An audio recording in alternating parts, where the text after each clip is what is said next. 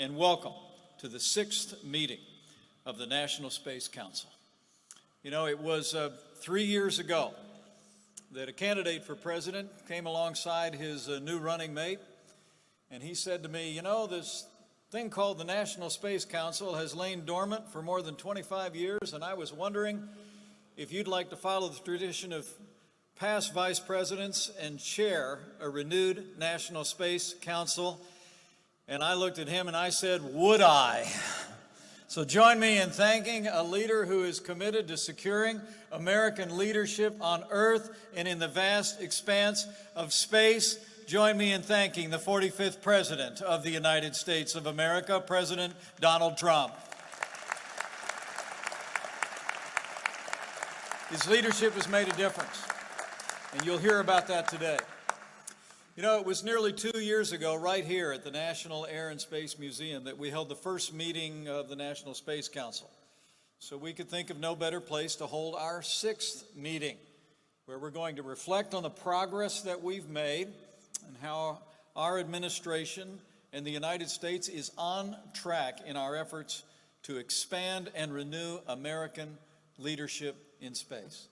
And really, I can think of no better time to be here and to celebrate the progress of our renewed leadership, because it was 1 month ago the world paid tribute to 3 extraordinary American astronauts, the crew of Apollo 11, and the 400,000 men and women who stood behind them 50 years ago. It was one small step and one giant leap. And what a great celebration it was. So many of you were a part of it, not only here in our nation's capital, but all across the country. And I have to tell you, it was deeply humbling for me to be able to spend time with many of the men and women and heroes that made that moment possible. That they secured, in a very real sense, American leadership in space. But as we gather here today, we do so recognizing that it's been 47 years since the last American set foot on the moon. In fact, our great shuttle program, including the Space Shuttle Discovery behind me, was grounded nearly a decade ago. And the truth is, as all of you know, for too long, America was content with low Earth orbit and missions focused on the Earth instead of aiming for the stars. But I'm proud to report that under President Trump's leadership, all of that is changing. As the President said in his inaugural address, we stand at the birth of a new millennium, ready to unlock the mysteries of space. And that's exactly what we're doing. It's true. After 2.5 years under the President's leadership, America is leading in space once again. This President recognizes what the American people have known for more than half a century. And that is that our security, our prosperity, and our very way of life depend on American leadership and American leadership in space. Now, we acknowledge that low Earth orbit is not our final destination, but rather it is a training ground for the infinite frontier of space. And I can assure you the American people are ready for the next chapter in our nation's history in space. So at the President's direction, we've put an end to decades of budget cuts and decline, and we've renewed America's commitment to human space exploration, vowing to go further into space, farther and faster than ever before. That's why in our first year in office, President Trump signed Space Policy Directive 1, making it the national policy of the United States of America to return to the moon and prioritize crewed missions to the lunar surface. SPD-1 marked a watershed moment in America's space enterprise. And with it, the President finally gave NASA the clear direction and clear mission that it needed. As he said, we will return American astronauts to the moon for the first time since 1972 for long-term exploration and use, not only to plant our flag and leave our footprint, but we will go there to establish a foundation for an eventual mission to Mars.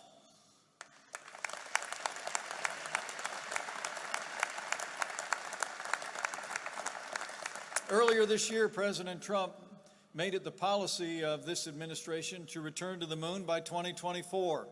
and ensure that the next man and the first woman on the moon will be American astronauts.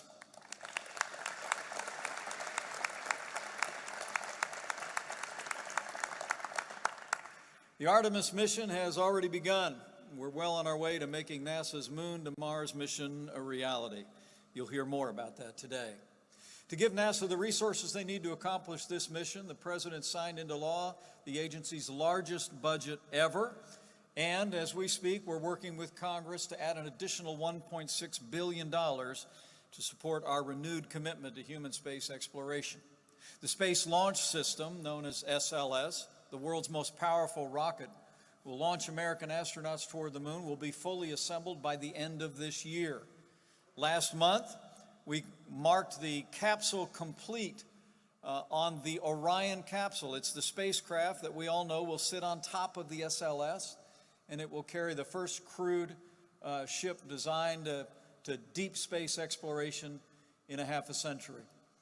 And just last week, we announced that the Marshall Space Flight Center in Huntsville, Alabama, will lead development of our new lunar lander. And working with Johnson Space Center in Houston, Texas, we will ensure that a new generation of astronauts have the state-of-the-art vessel to reach the lunar surface safely and return by 2024. We're going to get it done.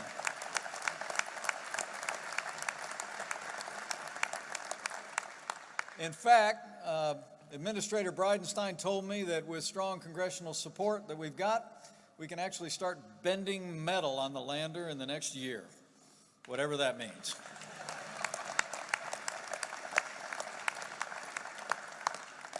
I'm proud to report also we've empowered our commercial partners. In recent months, SpaceX successfully docked its automated Crew Dragon capsule at the International Space Station.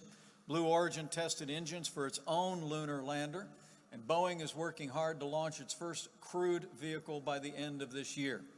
And working with our industry leaders, before the year is out, the United States will once again send American astronauts into space on American rockets from American soil.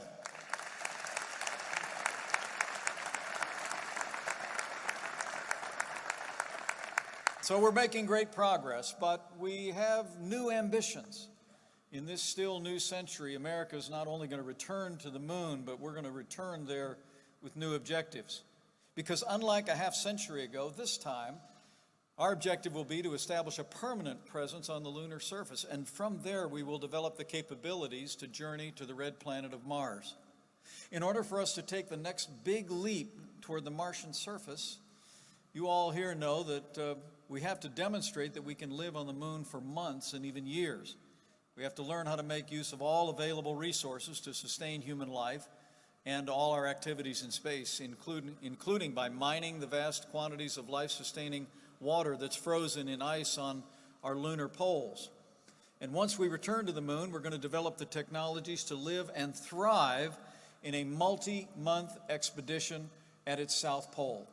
Using what we learn on the moon will bring us closer to the day, as the President said, that American astronauts will plant the stars and stripes on the surface of Mars.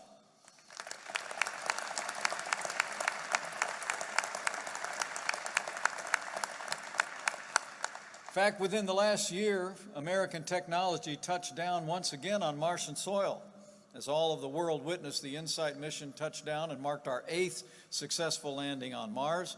And even now, the men and women of NASA are hard at work identifying those areas of the red planet that would be most suitable for human exploration. We're not only planning to go, we're preparing to go.